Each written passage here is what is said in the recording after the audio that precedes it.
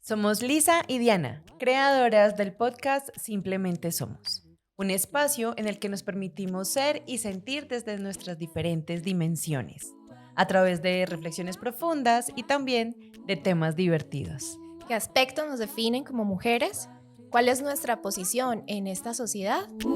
Opiniones, invitados, temas de actualidad y espiritualidad. Nuestro fin, que las mujeres podamos darle voz a nuestro propósito, a nuestra historia y presente. Aquí simplemente somos, sin etiquetas. Qué felicidad nuevamente encontrarnos aquí en nuestro tercer episodio ya hablando sobre, hemos explorado la toma de decisiones, nos hemos conversado un poquito sobre nuestras propias historias de vida y hoy, como les prometimos, vamos a también a recomendar libros, pues vamos a empezar hablando de uno que nos encantó. Nos marcó, definitivamente. Es como, lo tengo más o menos muy rayado. Muy. Indomable, de Glennon Doyle. Bien, sí. Y este libro, pues se los vamos a recomendar, de verdad, si lo pueden comprar y darse ese espacio de regalo para profundizar, para cuestionarse, para confrontar, Sentirlo. pues vale mucho la pena sentirlo. Realmente es un libro para sentirlo y sentir esa revolcada, porque es una revolcada. ¿Sí o no, Dianis? Sí, y tiene una historia que uno no pensaría tampoco. Ella sí que cambió su paradigma para tomar decisiones. De tomar decisiones fue una cosa... Glennon, para quienes no saben, pues es una mujer que a los 39 años, estando casada, teniendo 3 hijos, pues descubre o se enamora sin buscarlo, se enamora de una mujer y después de hacer un proceso, de buscar terapia y de pues pensárselo mucho, toma la decisión de separarse y apostarle a una nueva relación de pareja con todo lo que este cambio de paradigmas significaría. Bueno, y lo más teso aparte de lo que acabas de contar, es que ella escribía de lo exitoso que era su vida, que había superado adicciones, problemas alimenticios y que había logrado formar una familia, se sentía supremamente orgullosa de tener el matrimonio que tenía y en ese momento que estaba en una gira publicando que era un libro donde contaba lo exitoso y armonioso que era su familia, se había dado cuenta que el esposo le había sido infiel y como que no había sido una vez, pues había sido durante todo el tiempo que habían estado juntos. Entonces ya se empezó a sentir un fraude y volver a conectar, bueno, ¿quién soy yo? ¿Qué quiero? Y de ahí fue cambiando y fueron surgiendo, muy seguramente se le fueron moviendo muchas cosas y encontró lo que no buscaba, que era el amor de su vida. Ella dice que es el amor de su vida. Y fue un autodescubrimiento muy bonito, fue un cambio en absolutamente todos los aspectos de su vida. Y que esa decisión la lleva entonces no solamente, porque además el libro no se trata como del detalle de su historia realmente, sino de cómo esa decisión la lleva a replantearse un montón de cosas de su vida, o sea, los aprendizajes desde la infancia, cómo fuimos casi que domesticadas, ¿no? Desde el femenino, se cuestiona frente a la educación que está dando a sus hijos y las creencias que está instaurando en ellos, las nuevas relaciones, la fe, toca un montón de temas que se despiertan a partir de lo que estás diciendo, ¿no? Como ese caos, ese sacudón y nuevas perspectivas de un montón de cosas. Entonces, pues la propuesta es, tengo aquí un montón de apartes señalados, voy a leer apartecitos y vamos conversando un poquito de lo que se nos va moviendo ahí. O sea, hoy eres mi invitada. Yo. Bueno, entonces voy a empezar y hacemos las reflexiones que nos vayan surgiendo. Entonces, varias frases, voy a ir diciendo varias que me movieron a mí un montón. A los 10, niñas y niños aprenden a ocultar quiénes son para convertirse en lo que el mundo espera que sean. Empezamos a interiorizar nuestra domesticación formal. Haz lo necesario para encajar. es como lo que empezamos a escuchar. Y después de un tiempo, ella empieza a reconocer esa voz y dice, la voz que por fin escuché aquel día era la mía. Era la niña a la que encerré cuando tenía 10 años. La chica que yo era antes de que el mundo me dijera quién debía ser. Fui salvaje hasta que la vergüenza me domesticó, hasta que empecé a esconderme y adormecer mis sentimientos por miedo a resultar excesiva, hasta que empecé a dejarme guiar por el consejo ajeno en lugar de confiar en mi propia intuición. Luego, por fin, abrí el candado y la desaté. Bueno, pero voy a dejarlo hasta ahí, de cómo nos hemos ido domesticando.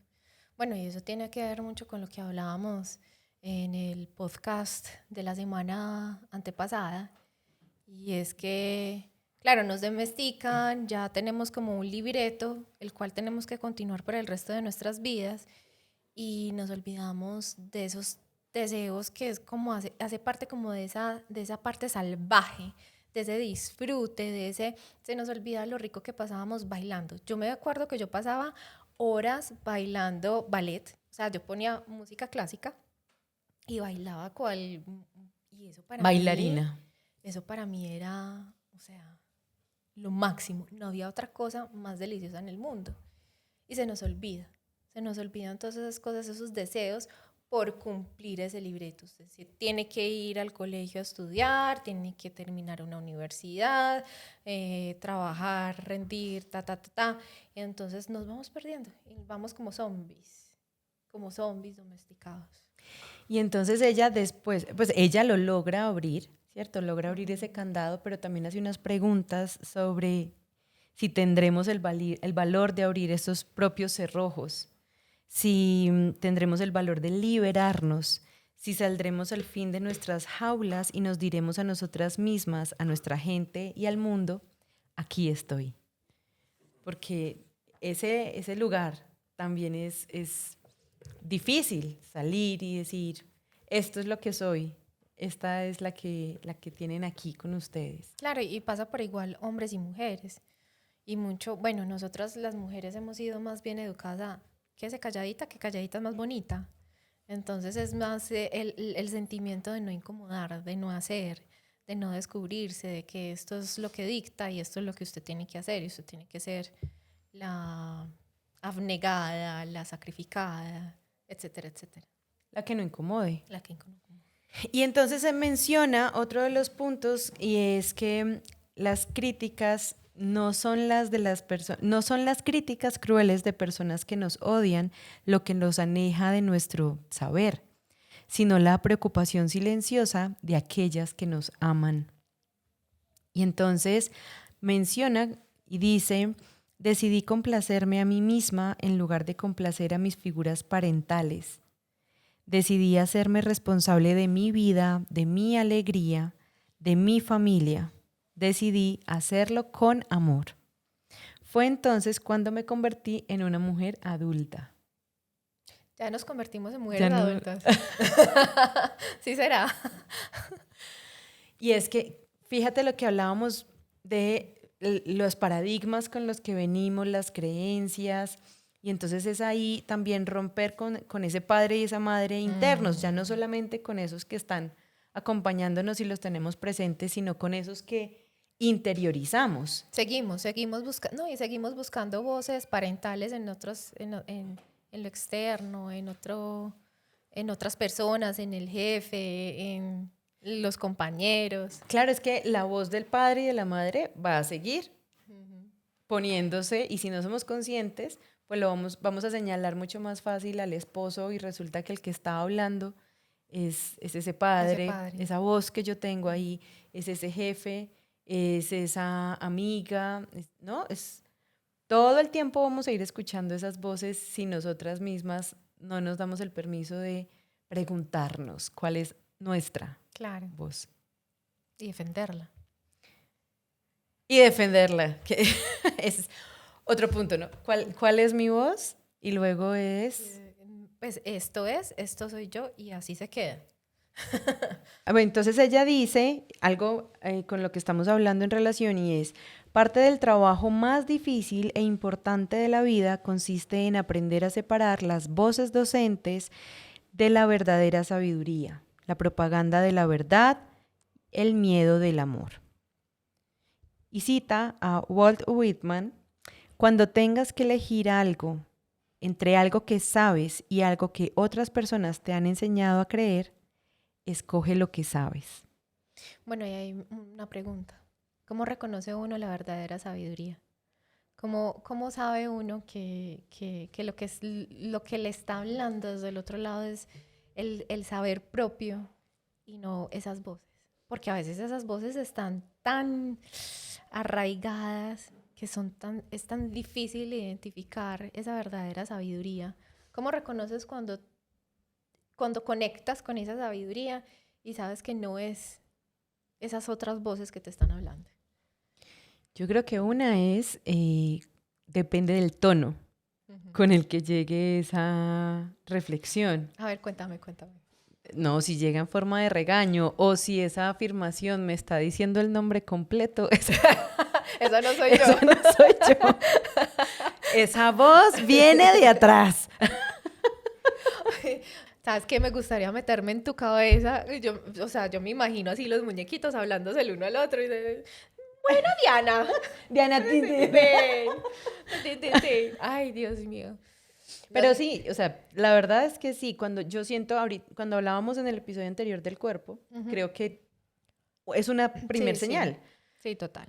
Si viene muy en contra mío o como un látigo o como de verdad un tonito, O sea, te genera sufrimiento. sí, como que si esa creencia que yo estoy trayendo me genera un disconfort, realmente yo creo que no es tanto esa voz propia, esa sabiduría. Ujú. Creo que es más algo que interpreté y esa voz que dejé internalizada de la madre, del padre, de los adultos de ese momento, Ujú. ¿no? Sí, sí. ¿Y a ti? Ay, yo lo siento en la piel. Es como una eureka. Siento yo que es como, como que siento, claro, yo también pues soy como muy sensible, entonces siento como esa apertura en el corazón, ese sentir en la piel, como, así como la rosa del viento de Guadalupe. Algo así. Ok. Sí.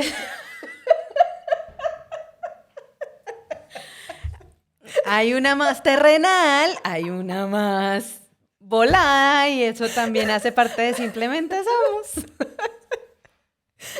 Ajá, entonces sopla el viento y tú dices, ah, esto es un llamado mío, no, es una voz de... Exacto.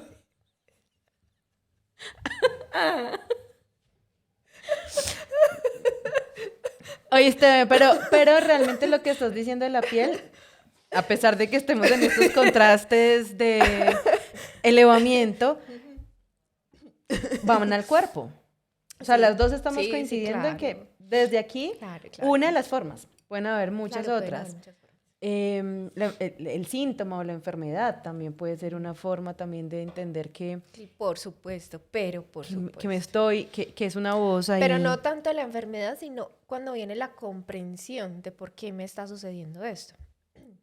Yo creo que cuando ya uno como bueno, esto está acá, ya ha pasado el duelo, el miedo, la angustia, todo, y cuando ya llega como esa parte del comprender y aceptar, es cuando llega la parte de la sabiduría y ese saber de, ok, esto me pasó por esto, y es donde se trasciende, donde se evoluciona.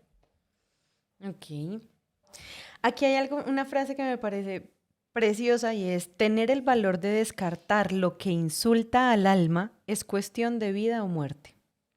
Si logran convencerte de que desconfíes de ti misma, que dejes de sentir, saber e imaginar, en vez de eso, solo confíes en ellos, entonces podrán convencerte de que actúes contra tu propia alma. ¿Por qué te gustó tanto esa parte? Porque estamos hablando de eso, de cuidarnos, de enfocarnos en nosotras, porque hemos dedicado tanto tiempo hacia el otro, hacia afuera, a cuidar, a entregar, a dar, a qué le interesa al otro, que nos vamos descuidando nosotras, incluso pasando por encima de esos deseos más profundos, de a veces no elegir una comida es pasar fuerte por encima de nosotras, sobre todo si lo que decidimos comer, por ejemplo, va en contra.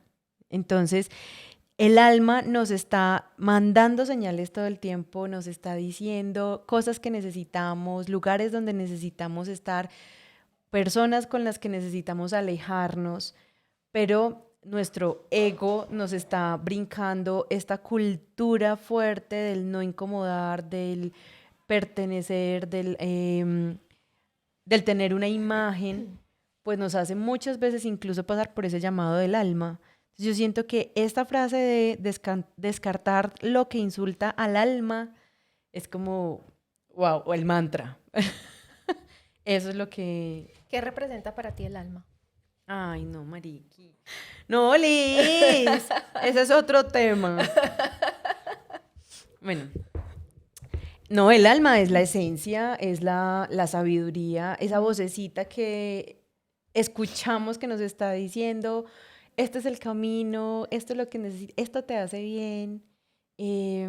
Pero es eso, es esa sabiduría, esa vocecita que nos está ¿Tú sabes por qué te sobando. pregunto?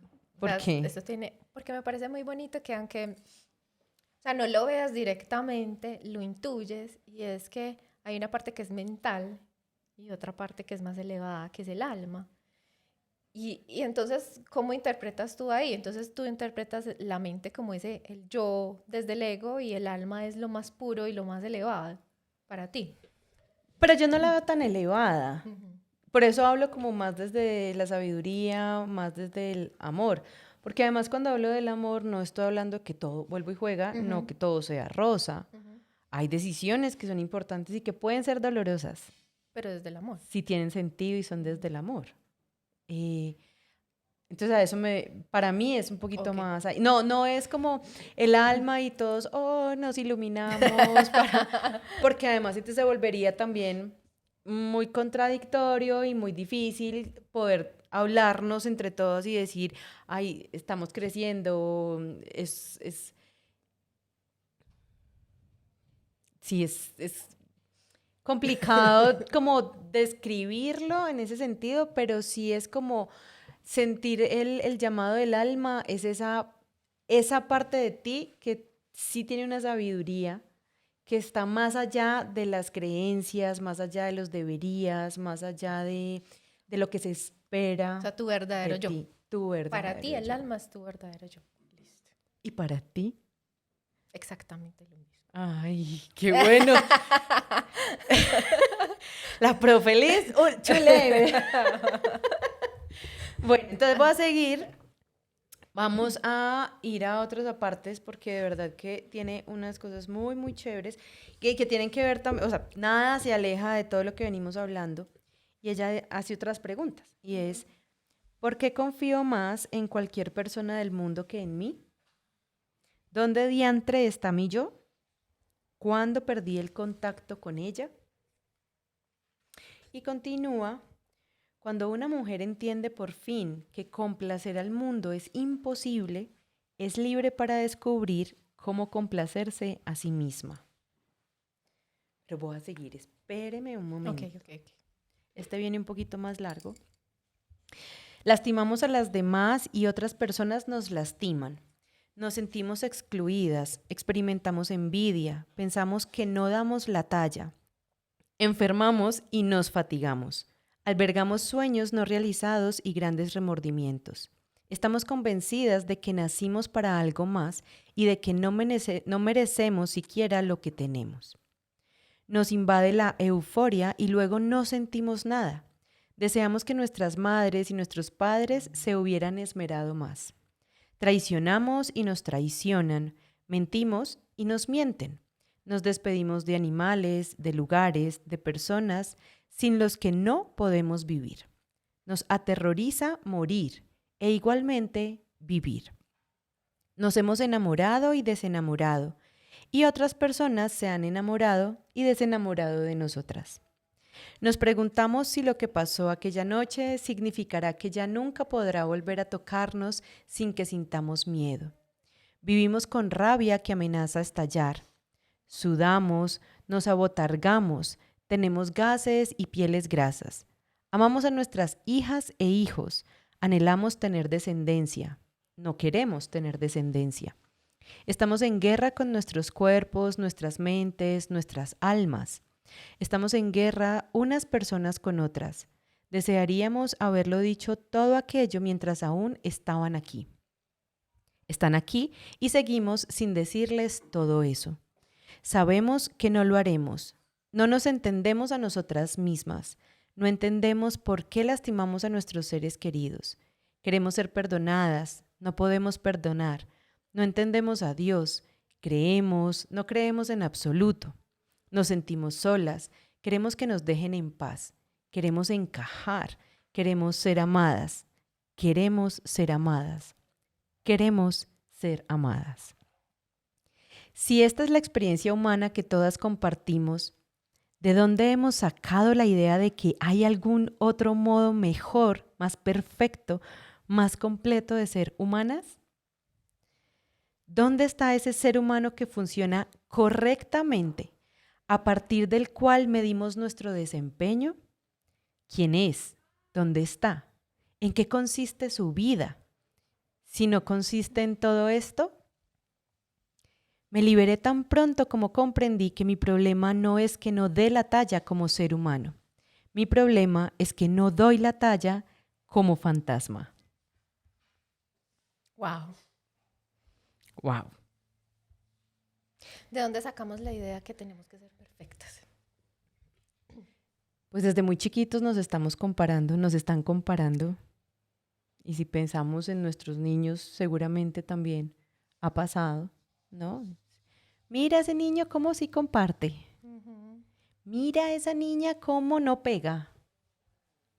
Me voy a ir un poquito más atrás, porque yo siento que es como algo así como en el tiempo medieval, ¿cierto? Que todos tenían que mostrar su valor al reino.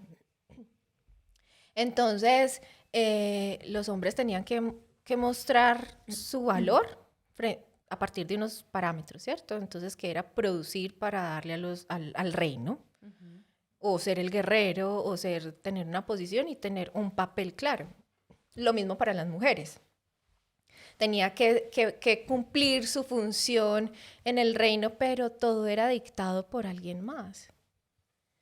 Y para nosotras ha sido aún más difícil entender esa posición en la sociedad y nuestro valor y nuestra valía. Claro, pues es que fuimos definidas por la historia por mucho tiempo menos que un animal de compañía. Éramos compañía del hombre. No teníamos derecho ni siquiera a tomar las decisiones de quién se iba a casar con nosotras. Votar, imposible.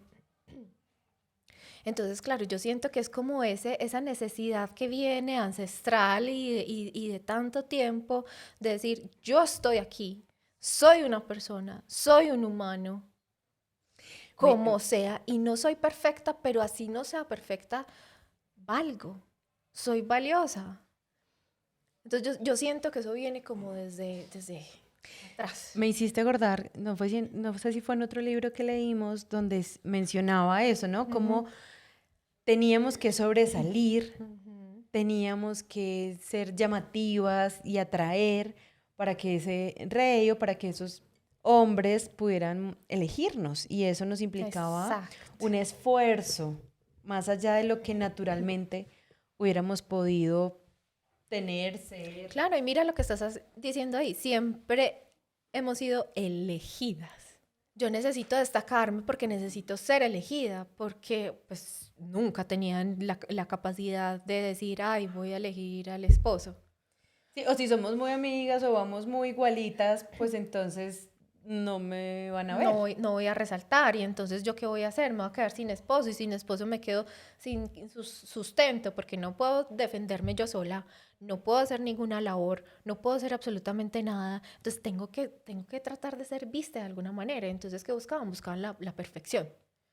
La perfección, el leer letras, yo no sé qué, coser, los niños, y un montón de cosas que yo digo, claro, pues si venimos con esa creencia que tenemos que ser perfectas en absolutamente todo, y además ahora se nos dice, bueno, y usted ya entonces vaya, trabaje, salga, traiga el sustento de la familia. O sea, le agregamos una cosa más porque no soltamos ninguna de las otras cosas. Seguimos ahí con unas cosas más por hacer, siempre más, más, más, más, más. Y entonces ahí tomar decisiones, vuelve y juega, pues se hace complejo. Y con tanta información, escuchar nuestra alma Se también, hace complejo, muy ¿no? complejo. Porque la sabiduría me dice una cosa, pero la conciencia, ¿no? Sí. Como, ¿dónde estoy? ¿Quién soy? Que es la eterna pregunta también, que estamos en construcción continua, y es permitirnos replantearnos ese quién soy, ese qué quiero, ese para dónde voy, en qué me desvirtué, cuándo se Ujú. me olvidó qué era lo que yo quería o quién era yo por estar intentando ser vista, ser elegida. Em, Porque ahí va, ¿no? Cuando vuelve y le pregunté, ¿tú qué quieres? Y es como, no sé. Ujú. Hace mucho nadie me preguntaba yo qué Sí, quería. claro. Pues ya hace poquito le contaba a Diana, tuve la oportunidad de estar un día sola en un viaje, sola, completamente sola en otra ciudad, y era como, ay, ok, voy a estar sola, pues voy a estar sin esposo, sin hijos, nada. ¿Qué voy a hacer? ¿Qué quiero? ¿Qué me gusta? Porque era para mí, era un día Sí. para mí, y se me dificultó como volver a conectar y decir, bueno, yo quiero hacer esto. Y cuando ya estaba en ese día y estaba como, ay, pero es que yo puedo disfrutar esto a mi ritmo. Y era como, wow, algo que es como tan obvio, pero realmente no lo es. Y reconectar con esa compañía.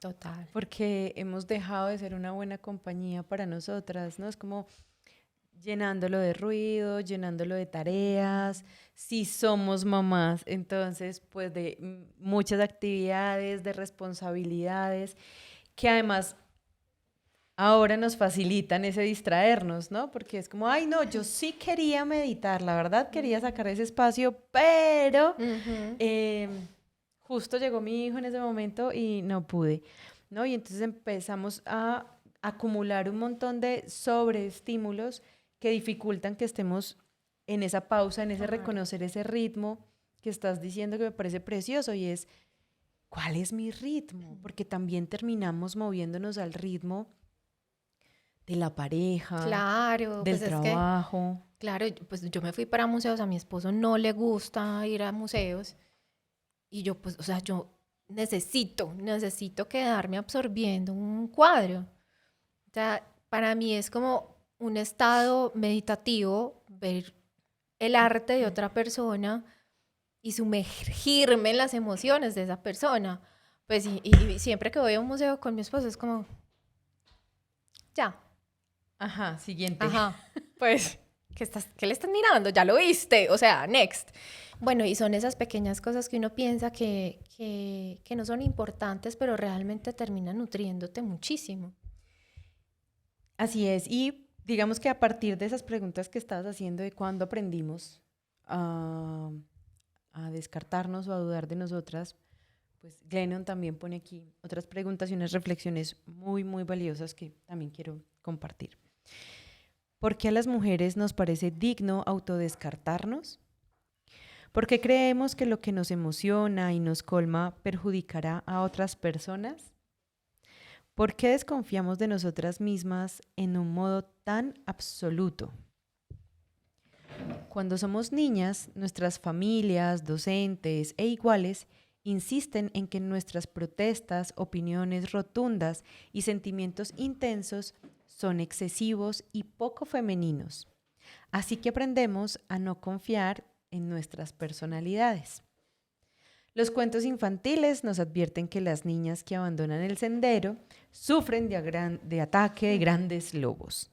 La industria, pues nos convence de que nuestros muslos, rizos, piel, uñas, pestañas, vello, arrugas son repulsivos y hay que taparlos. La cultura, pues nos muestra que las dietas nos promete que controlar el apetito es la clave de nuestra valía. El estamento político insiste en que el juicio de las mujeres respecto a su propio cuerpo y futuro no es fiable. El sistema legal nos demuestra una y otra vez que ni siquiera nuestros propios recuerdos y experiencias son de fiar. La religión nos cuenta el primer relato sobre una mujer. Y lo que nos cuenta la religión es cuando una mujer quiere más, desafía a Dios, traiciona a su pareja, maldice a su familia y destruye el mundo. Tóxico, tóxico. O sea, que una mujer quiera ir más allá puede ser un peligro potencial. Mujeres salvajes, no de eso también hablaremos. No nacimos desconfiando de nosotras mismas ni temiéndonos. Eso fue parte de nuestra domesticación. Nos enseñaron a creer que la persona que somos en estado natural es mala y peligrosa. Nos convencieron de que nos temiéramos. El paradigma de la feminidad es renunciar al propio yo por completo. Y entonces, después de varias reflexiones, ella dice, dejé de ser una guardiana de la paz silenciosa y me convertí en una pacificadora que se hace oír. Dejé de pasarme la vida tratando de controlarme y empecé a confiar en mí misma. Quererme a mí misma significa que mantengo conmigo una relación de confianza y lealtad. Mi voz interior cuenta con mi lealtad. Abandonaré al mundo entero antes que abandonarme a mí misma. Lo que el mundo necesita son más mujeres que ya no se teman a sí mismas y hayan empezado a confiar en ellas. Es un acto de valentía. Y si tienes algo por decir ahí, porque puedo seguir. No, sigue. Ser valiente no significa hacer algo a pesar del miedo, que es una frase que hemos estado usando mucho en esta época y a mí me gusta mucho como ella lo muestra acá. Ser valiente no significa hacer algo a pesar del miedo. Ser valiente implica vivir desde lo que te sale de dentro. Ser valiente significa mirar hacia adentro en cualquier momento de incertidumbre, tantear el saber y expresarlo en voz alta. En ocasiones, ser valiente requiere dejar que la multitud te considere cobarde. En ocasiones, ser valiente significa fallarle a todo el mundo, salvo a ti misma. El valor no consiste en preguntar a la multitud qué considera valiente. Ser valiente consiste en tomar tus propias decisiones. Hace falta un valor especial para ser fiel a una misma cuando la gente te presiona para que actúes de otro modo. La reacción de la gente a tu seguridad no es asunto tuyo. Tu asunto es ser fiel a ti misma. Que es muy valioso porque habla de que ser valiente no es ir más allá del miedo, que lo hemos estado diciendo mucho, ¿no? Como hazlo con miedo. Y no necesariamente, es escuchar qué es lo que necesito para poderlo hacer. Aún sabiendo que puedes dejar en el camino personas, situaciones que ya no corresponda. Exacto. A mí hay algo que admiro mucho de los hombres y es esa seguridad para hablar y decir, aunque en realidad no sepan nada. O sea, eso es una cosa. Ellos la sacan. O sea, son expertos en todo. Pero inclusive las mujeres, siento muy expertas en muchos campos, nos sentimos con la duda de expresarnos, de hablar, de salir y decir, yo sé este tema. Entonces, en muchos escenarios ve uno que es la vieja súper tesa, la más tesa en el mundo, 1000 artículos publicados y llega y le dice cualquier señor del público, no, mira, pero es que yo en este artículo leí y empieza a explicarle De hecho, hay un video real que la señora le dice, sí, mira, es mi artículo, me estás explicando mi artículo, muchas gracias. Claro, porque él se siente con la autoridad de refutarle y además enseñarle. Enseñarle. O sea, esa seguridad que yo veo en los hombres, de verdad, la envidio. O sea, y viene de eso, claro. Se nos dificulta tanto creer en nosotros mismos, tener esa valentía, conectar, que yo, o sea, yo creo que ya es tiempo de decir no más. Ahí hemos venido, yo creo Ujú. que hemos venido levantando nuestras voces, creo que cada vez más reconocemos esta deuda que tenemos con nosotras de darle lugar a eso que pensamos, a eso que hemos creado, a eso que hemos, em, que soñamos, a eso que hemos aprendido. Hace poco veíamos un artículo también de una mujer en la NASA Ah, sí. que decía, ayúdame, Em, que como todo el mundo le decía que que le había no quitado un iba lugar a a un un hombre, hombre que sí lo merecía. que le había quitado. Ella logró ser como de las únicas 5 Ujú. en ser elegida por su capacidad, por su conocimiento, y la gente y la comunidad le decía, le quitaste el lugar a un hombre. Y es cuántos escenarios así estamos, em, pues uno, nos ha costado tanto trabajo, pero Ujú. dos, a cuántos hemos ido llegando donde cada vez sentimos que somos más, que podemos y que juntas también nos estamos apoyando muchísimo en decirte como, hey, tú puedes, tú eres Ujú. capaz, validarnos entre nosotras. Creo que estamos en ese camino. No, y reconocer la historia de otras mujeres que han recorrido un camino muy bonito y vamos a tener varias invitadas también que nos hablen desde su experiencia Así de va a cómo han ser. vivido en cada ámbito profesional y de sus vidas. También vamos a invitar a hombres para También van. compartir con ellos su percepción Ujú. sobre nosotras desde su lado de la acera. Ujú. Em, Hablando de hombres, pues también toca una parte, hablando un poco sobre todo sobre ella tiene un hijo, ya adolescente, más pasando la adolescencia, pero empieza a hablar un poco sobre los hombres y que también están enjaulados. Entonces, Claro. creo que chévere también, ya que lo tocaste, pues poderlo mencionar. Entonces ella dice, nuestros hombres también están enjaulados. Las partes de sí mismos que deben ocultar para caber en esas jaulas son los mismos atributos humanos que en nuestra cultura ha etiquetado como femeninos. El problema es que esas partes de sí mismos que los chicos tienen proscritas no son rasgos femeninos, son rasgos humanos. Las cualidades humanas no tienen género, lo que sí tiene género es el permiso para expresar ciertos rasgos. La compasión y la empatía suponen grandes amenazas para una sociedad injusta y son rasgos que no se les están permitiendo a ellos expresar, manifestar. Nuestros muchachos nacen con un gran potencial para criar, cuidar, amar y servir. Dejemos de enseñarles que eso no se hace. Y ella se refiere hacia los hombres y dice, ¿qué solo te debes sentir siendo hombre? Qué difícil debe resultar sobrellevar a solas todas esas cosas que en principio deberían ayudarnos a sobrellevar. Los muchachos, como las chicas, necesitan aprobación, oportunidades y entornos seguros en los que compartir su humanidad. Probamos conversaciones reales con nuestros hijos y sus amigos en las que puedan exponer su vulnerabilidad. Ayudemos a los chicos a convertirse en adultos que no se sienten obligados a sobrellevar la vida a solas.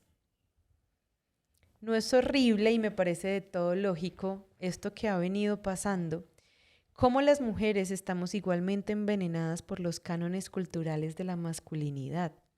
Entramos en pánico cuando los hombres se aventuran a salir de sus jaulas. Nuestro pánico los empuja adentro otra vez avergonzados. Puede que parte de la liberación de una mujer requiera liberar a su compañero, a su padre, a su hermano, a su hijo. Dejando que los hombres expresen despacio pero sin pausa el dolor de ser humanos, para que un desahogo violento no sea una opción por defecto. Aceptemos nuestra forma, nuestra fuerza para que los hombres puedan mostrarse blandos a su vez. Reclamemos, hombres, mujeres y todos los que están en medio o más allá, nuestra humanidad plena.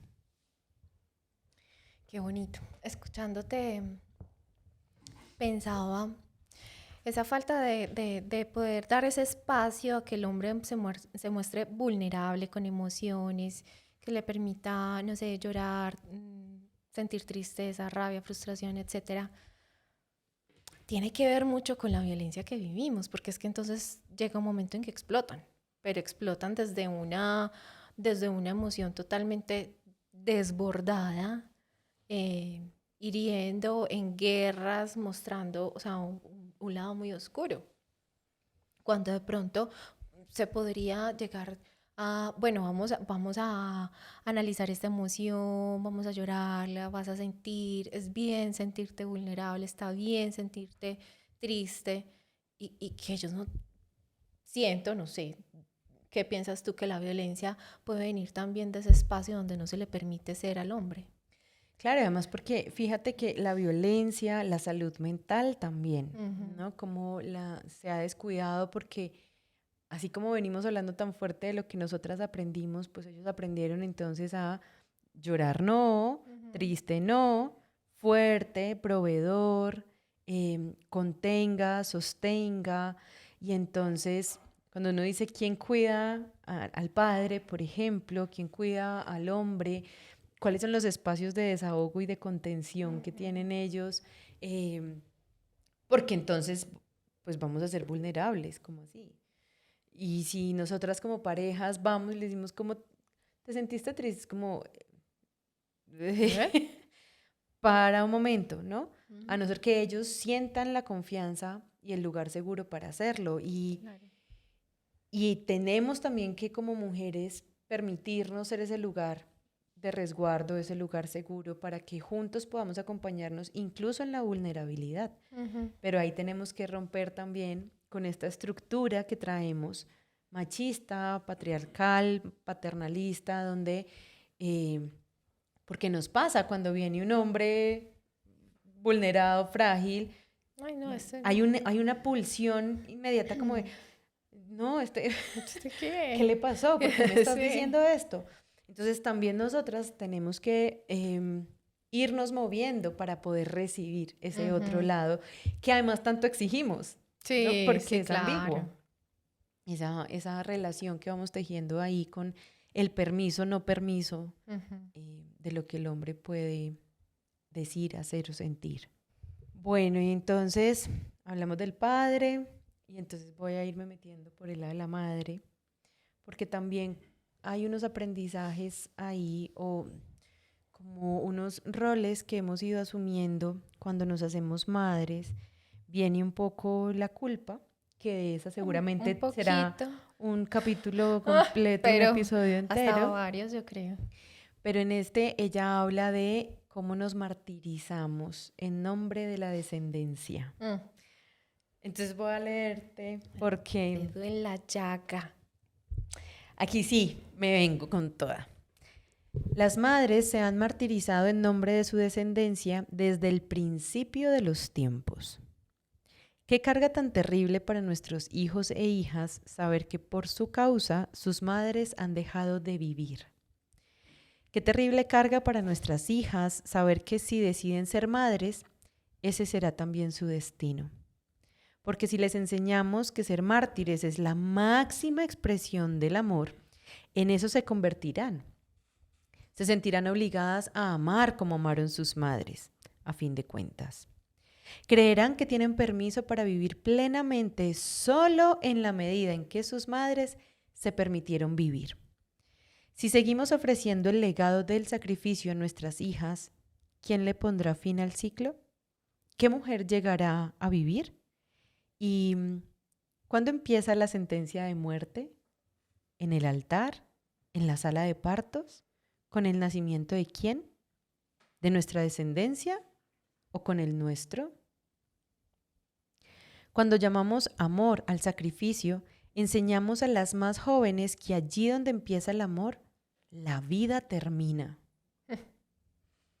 Por eso Jung escribió: no hay mayor carga para los hijos que la vida no vivida de un progenitor. Y si el amor no consistiera en desaparecer por el bien de los seres que amamos, sino en emerger por el bien de esos mismos. Y si la responsabilidad de una madre fuera enseñar a sus hijas que el amor no encierra a la que ama, sino que la libera. Y si las madres responsables no fueran las que enseñan a su descendencia a morir lentamente, sino aquellas que le enseñan a vivir con toda su alma hasta el día de su muerte. Y si el deber de una madre no fuera ser una mártir, sino un modelo. Mis hijas y mi hijo no necesitan que los salve, necesitan ver cómo me salvo a mí misma. Dejé de usar a mi hijo y a mis hijas como excusa para no ser valiente y empecé a contemplarlas como la razón para hacerlo. Fuerte. Y yo creo que pues vamos cayendo ahí muy fácil inconscientemente. Claro, además porque, por supuesto, estamos siendo amorosas. O sea, es real un acto de yo estoy sacrificándome por ti. Y eso es lo que vimos pues, por ejemplo, mi mami, te amo. Pero mi mamá fue una mamá sacrificada. O sea, mi mamá se dedicó totalmente a los hijos y ella encontró que eso era lo suyo. Sin embargo, yo siento un vacío ahí de la mujer. No de la mamá excelente, esposa excelente, pero la mujer. Pero te voy a decir que la mía trabajó todo el tiempo y tengo la sensación de esa misma pregunta habitándome. Increíble. Increíble. ¿Y cómo ahora lo vemos nosotras? En nuestra propia maternidad. Claro. Y en de las mujeres con las que nos hemos encontrado en los círculos, por ejemplo, de mujeres. ¿En qué te has sacrificado tú en tu maternidad? ¿Me estás preguntando? Sí. ¿Mí? Oh my gosh. No, yo creo que no nos vamos a actos grandes. No. Vámonos a actos chiquiticos. Pues dejar que, pues llega la tarde y no me he bañado. Pues porque tengo que cuidar a mis hijos, estoy al cuidado de mis hijos, o bueno, voy a ir a comprar y necesito comprar cosas para ellos, pero yo necesito cosas y dejo, no, primero ellos. O sea, son cosas que son pequeñas, supuestamente insignificantes, pero que realmente dicen mucho. Y caemos ahí. Todas caemos. Y no son actos como bueno, me abandoné completamente y... No. No, vamos a ir a uno muy chiquito. Para nosotras, y sin compararnos. Vamos a intentar no compararnos en este punto, pero cancelar una cita. Yo estaba esperando hace rato una cita médica para mí porque tenía tal dolor, pero justo me programaron la cita de mi hijo o la clausura mi esposo tiene una reunión y entonces... Tranquilo, yo cancelo. Exacto. O las citas de uno también, pues veía un video en esos días, era la mamá va a salir a la peluquería. Mamá, mira, los niños, o el esposo, tú te puedes quedar, pues, o sea, es la logística, que el niño tiene esto, que la leche, que los pañales, que no sé qué, que Julianito tiene que ir acá, ya. Ay, ¿será que sí? Mira, pero entonces no te queda difícil. No, tranquila, vete. Pero entonces, y a la mínima pregunta, no, tranquilo, yo cancelo. Yo mejor cancelo, no nos compliquemos. En cambio, el hombre ni siquiera pregunta, coge las llaves, sale, chao, me voy para la barbería. Es real. Por eso dije que no nos íbamos a comparar, pero es real. Para el hombre la logística es o vamos a salir a hacer algo con los hijos o a una piscina y entonces es la mujer con toda el bolso, la cosa. Para el hombre es que tenga con qué regresar a la casa o al hotel. Es real que la logística ahí se nos complica, pero también vuelve y juega esas pequeñas decisiones en las que incluso teniendo ese apoyo, Uno dice, no, nosotras mejor nos no. saboteamos un poquito y lo dejamos de Sí, hacer. claro. Em, en todos los momentos de la vida, pues yo creo que con la maternidad, de verdad, es muy fuerte, como, no, es que le estoy dando teta al niño, entonces, pues ni modo, no puedo sacarme 2 horas para mí porque él va a morir si yo Ujú. no estoy. Sí, exacto. O pues no podemos tener tiempo en pareja, o sea, otros aspectos de la vida que existen, pues porque a veces, y esto es otro tema que vamos a tocar en lo que nosotros llamamos maternidad tóxica, y es que recibimos tanta información que a veces, por ejemplo, nos sentimos que somos una teta, Ah, sí, es lo literal. único que nos Pues lo vincula con único, nuestro hijo. exacto, somos una teta y ya. Y nos definimos por la teta. Y esa es la manera en que no somos una teta, o sea, somos un acúmulo, somos de cosas que podemos dar vínculo de otra manera, que podemos, entonces, ¿qué pasa con la mamá que decide o no puede por diferentes tipos, condiciones médicas, porque a veces puede ser una decisión o no, Ujú. y en cualquiera de los dos casos es totalmente respetable, pero decide hacer su vínculo de otra manera. Yo tuve 2 lactancias totalmente diferentes y, y bueno, no somos teta. Pero sabes que hablando del vínculo, porque es muy valioso ahí, vamos a sacar la teta del escenario Ujú. y vamos a imaginar que ya trascendimos esa etapa, ya Sí, el niño está grande. caminando, jugando, eh, y entonces dejamos de hacer proyectos Ujú. laborales, hobbies, viajes, em, anclándonos, voy a decir la palabra que dice Glennon, ¿no? Como martirizándonos en nombre de nuestra descendencia. Y entonces aquí la invitación que yo creo que estaría es, uno, a darnos cuenta en qué nos estamos martirizando, si realmente estamos dejando de hacer cosas porque no podemos, porque las circunstancias Ujú. realmente no lo permiten en ese Sí. momento, o estoy sentada en este lugar y esto nos va a permitir hacernos cargo de nosotras, de accionar Ujú. hacia dónde nos queremos mover. Y por otro lado, hacer responsables con nuestros hijos y comprender que realmente es una carga muy fuerte cuando crezcan y nos miren y nos hayan escuchado que en nombre del amor no hicimos nada de nuestro proyecto de vida por ellos. Claro, no, y otra cosa es que se nos vende mucho que nos abandonemos por la maternidad perfecta. Maternidad perfecta no hay. Y yo, Volvemos al tema del fantasma que exacto. hablábamos ahora. Y una de las cosas que yo digo, rayón le va a quedar, o sea, trato de ser lo más consciente posible, pero rayón le va a quedar sí o sí.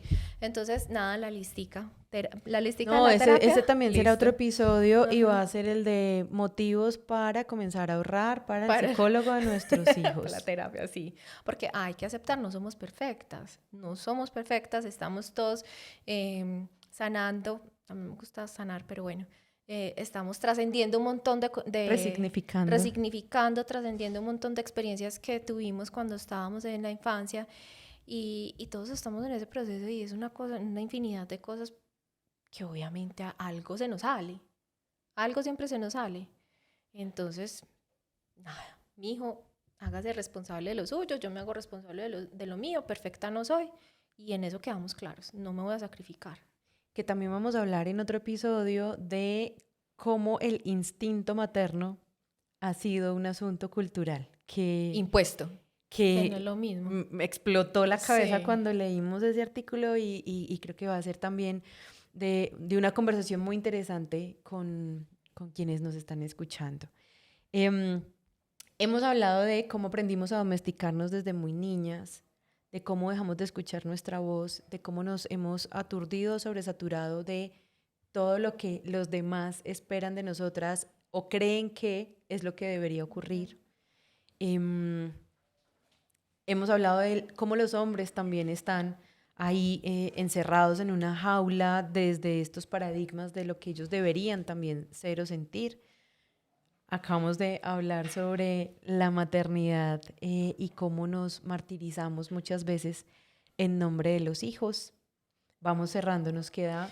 Yo le quería agregar a una cosita de ahí que no dejamos ser a los hombres y es, no los dejamos paternar. Y ese es otro capítulo, es otro Claro. episodio que vamos a hablar porque definitivamente no los dejamos paternar y tenemos que ser conscientes de que ellos son padres y hay que permitirles ser padres.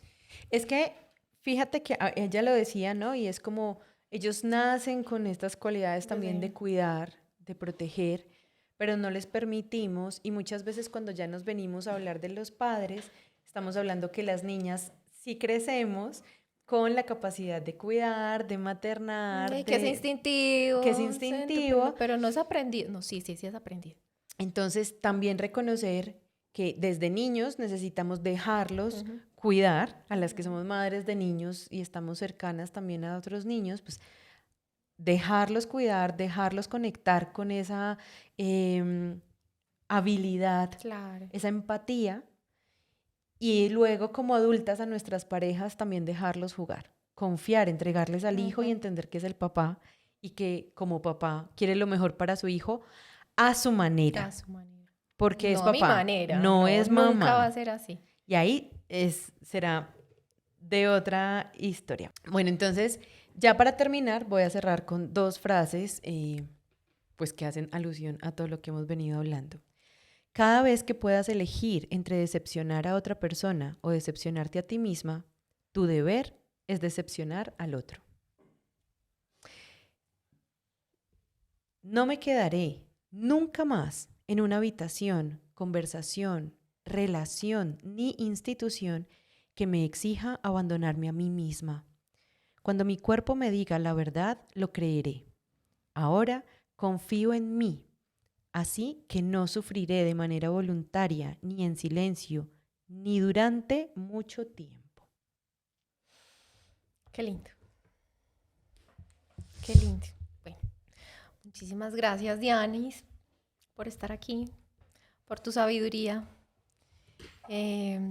Definitivamente fue un episodio lleno de muchas cosas, pero además muchos spoilers de episodios que vienen. Sí. Y nada, muchas gracias. Aquí continuamos. Nos vemos en el próximo episodio. Compren el libro si les gustó, de verdad.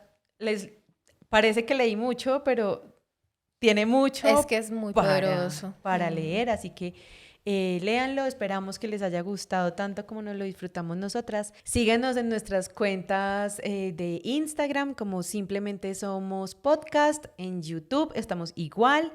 En Spotify y las demás plataformas de streaming. Denle seguir para que podamos seguir creciendo juntas.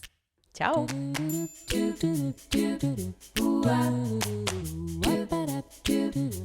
Wow.